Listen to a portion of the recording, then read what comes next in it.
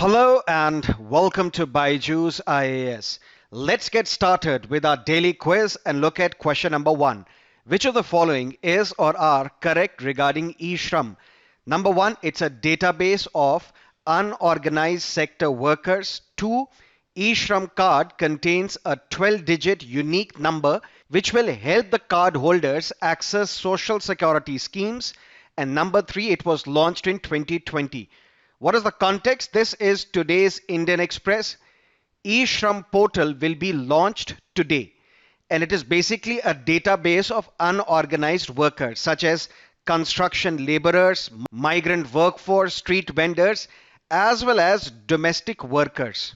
When these unorganized sector workers will register on this portal, they will be given a card which is a unique 12-digit number card.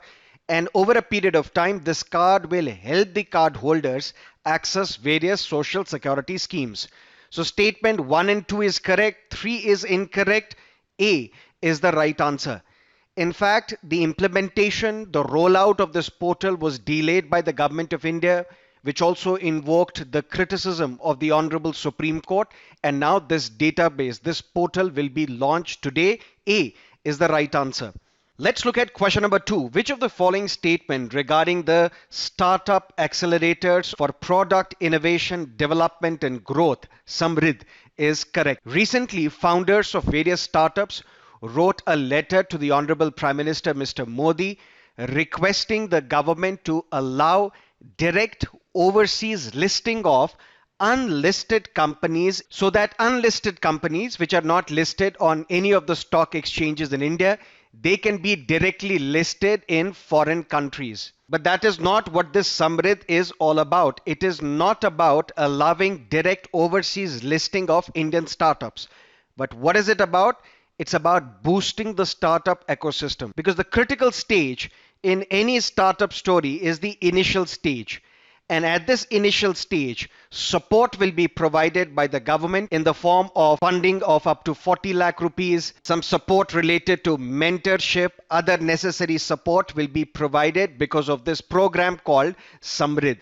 So this program aims to boost the startup ecosystem in the country, where 300 startups will be provided funding support. That means B is the right answer. This is today's PIB news. Now let's look at question number 3. Which of the following is or are correctly matched? What's the context? This is today's The Hindu newspaper. The year was 2011 when a massive earthquake and tsunami, it damaged the 3 reactors at the Fukushima nuclear power plant. The cooling water became contaminated and it began leaking as well.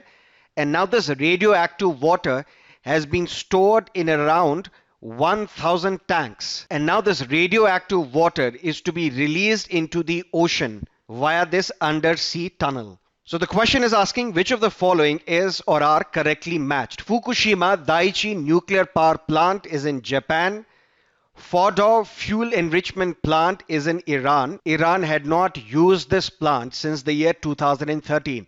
But after the unilateral withdrawal of United States from the Iran nuclear deal, or what we call Joint Comprehensive Plan of Action, which is also known as the Iran nuclear deal. Now Iran has told IAEA, which is International Atomic Energy Agency, that it has started enriching uranium to 20% at this Fordow fuel enrichment plant. So Fordow is in Iran, Kundankulam, you would know, is in India, and Metsamor is in Armenia.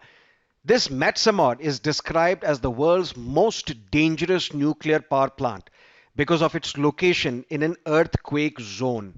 So 2 and 3 have been correctly matched. C is the right answer. Now let's look at question number 4. Consider the following statements. Number 1, SEBI was established in 1988.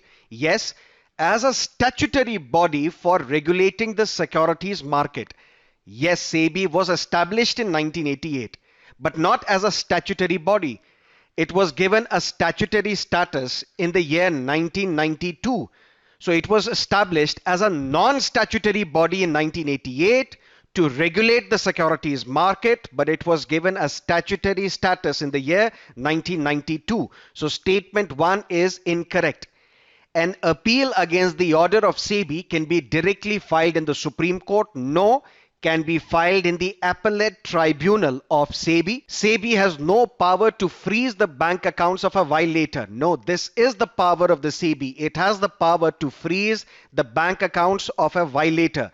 For example, Rana Kapoor's bank accounts were frozen by SEBI, and now the SEBI has ordered unfreezing of these bank accounts of Mr. Rana Kapoor, who was the CEO of the Yes Bank. So all these statements are incorrect. But what is the question asking? Which of the above statements is or are incorrect? D. All these statements are incorrect. D is the right answer. Now let's look at a previous year's question paper 2020.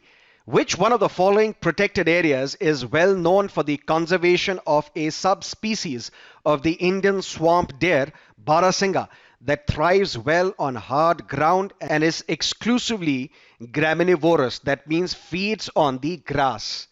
And the answer is Kanha National Park, which is in Madhya Pradesh.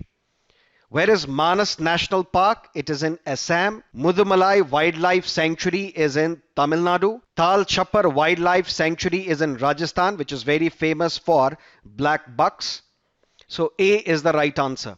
Now let's look at the fact of the day, Satyashodhak Samaj, which is also known as Truth Seekers Society.